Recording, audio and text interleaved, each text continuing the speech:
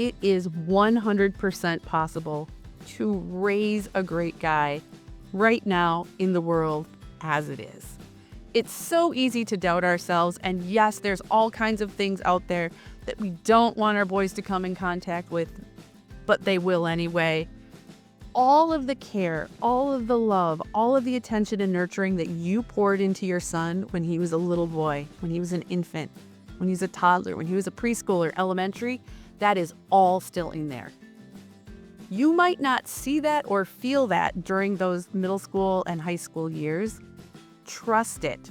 All of those values, all of that work, all of that teaching you have done is still in there. I guarantee that.